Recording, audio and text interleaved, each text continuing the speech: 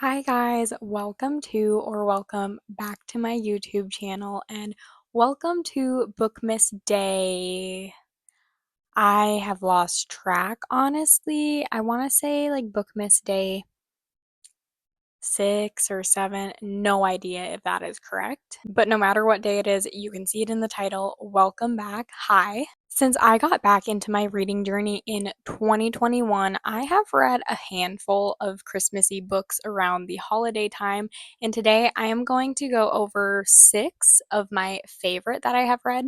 Like I said, I've definitely read more, but some of those just did not stick out to me. So these are the ones that I would definitely recommend depending on the kind of reading vibes that you want. And we are going to start off strong with my favorite Christmas book, and it is In Holidays by Christina Lauren. I think I read this one Christmas 2022. Maybe no, I think it was 2022. This book is about Malin, who is stuck in a time loop. A little bit of background: every single Christmas, she spends it at the cabin with her family and friends, but this year, after a car accident, she is stuck reliving this Christmas. Malin is super just like down and frustrated and in a rut with her life. So on this Christmas vacation, she makes a wish to the universe to show her what will make her happy in life, what she needs to do. And then after this car accident, she wakes up on the plane, like on the way back to the beginning of this Christmas trip. So she's kind of like going back in time. Each time she's reliving this Christmas holiday, and keep in mind, it's like a few weeks that she's reliving things. She is trying to make different decisions, make different choices to see what will change, and also trying to win the heart of her like longtime crush, Andrew. And as she's navigating through reliving these holidays over and over, she's definitely learning a lot about herself. Each time loop gives her a chance to, like I said, try new things, figure things out, make choices she usually wouldn't make to find out what she genuinely wants in life and what will make her happy. The story also like very heavily focuses on family and traditions, and I love that aspect to it as well. But it has romance, it has humor, it has that holiday magic, literally magic, because she's in this time loop. So it is just the perfect book to cozy up with. I don't know what it is about me and books with like the Groundhog Day esque feel where characters are reliving the same day over and over again, because I've read a few books with that now and I am just obsessed with it every single time. Like, this is easily a 5-star read for me. I think there's a few more 5-star reads for this list of recommendations, but this one is my absolute all-time favorite, and I actually read it on my Nook a few years ago. Yes, a Nook. So, I definitely want to get the actual like paperback of it and have the physical copy since it is one of my favorite Christmas book and one of my favorite Christina Lauren books. Next, we have "'Tis the Season for Revenge," and I'm pretty sure this one is on Kindle Unlimited. At least that's how I read it last year, so hopefully it's still on Kindle Unlimited. This one is about Abby, who is very blindsided because she just got dumped by her boyfriend. But she decides to get revenge on her now ex boyfriend by dating his boss, Damien. This plan is really just to get revenge on him and make him see what he's missing out on. But Damien is everything that her ex boyfriend isn't. He's charming, he's very successful. Like I said, he's the boss. And he actually shows interest in Abby. Like, first of all, I don't even understand why Abby wants to get revenge because, like, she is so much better, so much above her ex boyfriend. She deserves so much better. So, as Abby and Damien are spending more time together, Abby realizes that she is falling for him. So, obviously, this is kind of complicating her plans because her plans were to just get revenge and leave, not actually like fall in love in the process.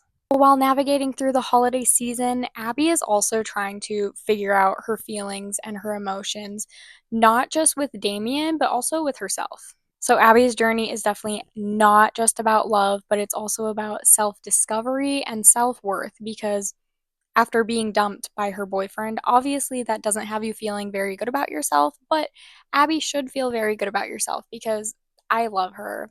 This book has a lot of witty banter, so it's really funny. It has the romance, it has the spice, it has tension, and it has that holiday magic. Not like actual holiday magic, like in a holidays, but that holiday spirit, I should say. The next book is Baggage Claim by Juliana Smith. I also read this one on Kindle Unlimited last year, and I'm pretty sure it's still on Kindle Unlimited. This one is about Olive, who hasn't been back to her hometown in 3 years because of a very serious reason that we find out later in the book. But after a phone call with her mom, she decides she's going to go back home for the holidays. But while on that phone call with her mom, she lets it slip that she's going to bring her boyfriend home for the holidays with her. The catch with this is that Olive does not have a boyfriend. She doesn't know why she said that. Luckily, on the plane ride home, she ends up meeting Finn, who she's sitting next to on the plane, and after having a few drinks, she ends up just spilling everything to him. Her whole situation, why she needs a boyfriend to bring home because, she kind of fibbed about that one. And Finn is like, "Hey, I'll be your fake boyfriend for the holidays," which like would that be a red flag in real life? Yes, but in a book it's different. So while they're back home for the holidays, Olive and Finn are going on these really cute like Christmas themed dates. They are hanging out with Olive's family, but Olive is hiding something from Finn, like the truth about why she hasn't been home. And that could really blow up their whole little ruse they got going on. There were some things in this book that made me feel very frustrated, but I always say if a book can make me feel emotions that strongly, that is how I know it is very well written. Because obviously, if I wasn't connecting with the characters or their story, I really wouldn't care that much about what is happening, what characters have done. So I do think it is very well written. But yeah, there's just some characters in here that I very much dislike, and I don't even know why Olive talks to them anymore. That's all I'm gonna say.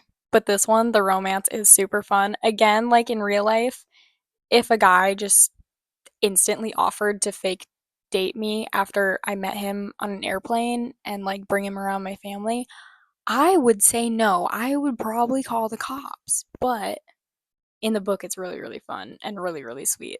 A Court of Sugar and Spice. This is a spicy fantasy retelling of the Nutcracker.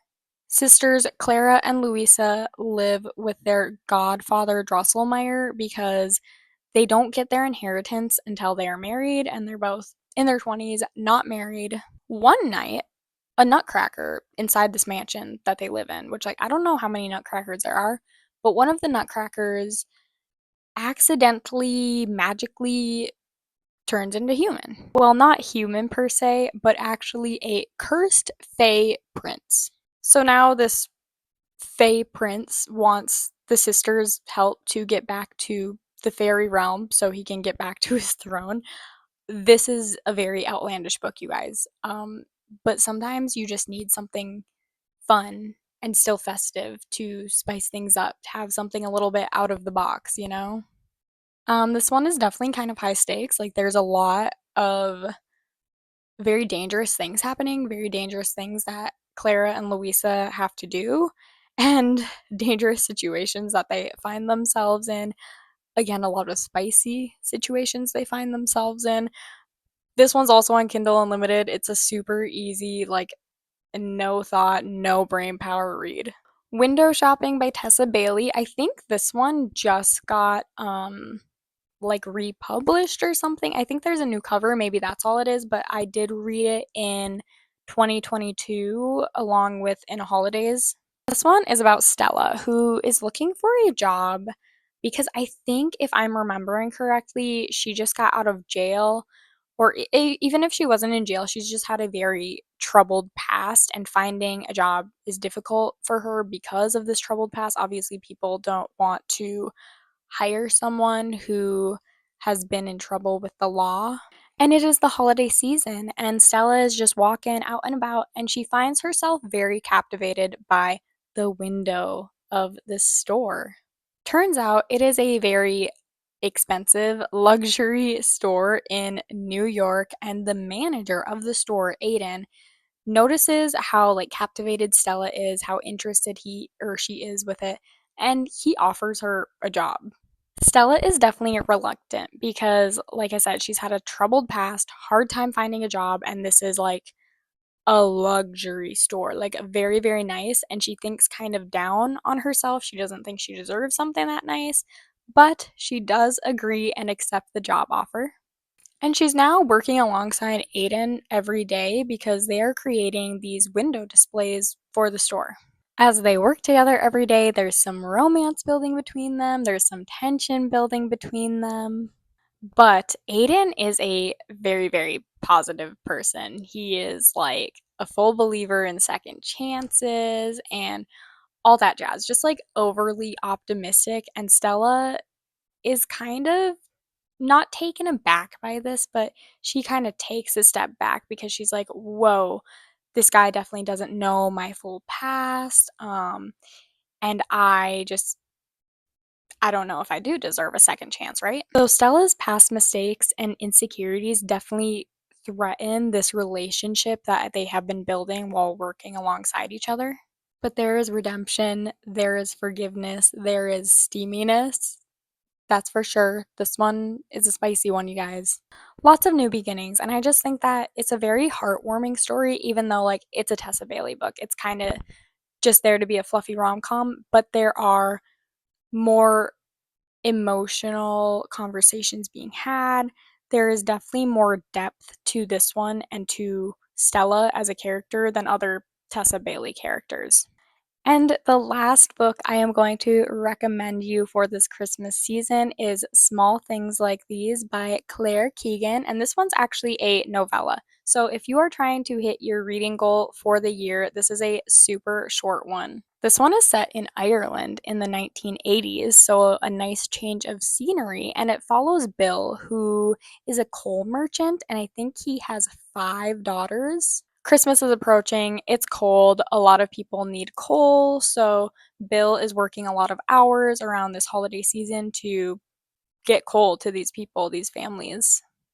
And during one of his deliveries to a local convent, he discovers a girl in a shed out back. And not a girl just like grabbing something from the shed. No, she is locked back there. She has been mistreated. Like, it is very disturbing. So this discovery by Bill has him looking into the church, looking into who this girl is, what they're doing to her, and really like the influence that the church has on the people in this town. And Bill is really struggling as to like speak up and say something and hope that someone believes him, or just stay quiet and kind of stick to the status quo of the town, if you will. This is such a beautifully written story about courage and compassion, and really the effect of doing small things, small favors.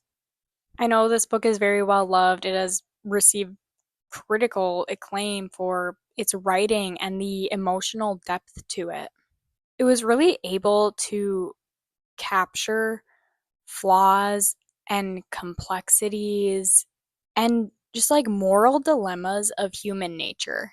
It is short and powerful, and even though it's not like your standard fluffy rom-com holiday romance, I would definitely say this one is very, very important to read. So there are my 6 Christmas holiday book recommendations. I hope you guys might pick some up this holiday season if you haven't already read them. If you like this video, please give it a thumbs up, and please subscribe to my YouTube channel to see more of my bookish content. I'm going to be continuing the 12 days of Bookmas here on YouTube, and then I'll go back to my regularly scheduled book content. So subscribe to stay in the loop on all of that. It would mean the world to me, and I will see you in the next video. Bye!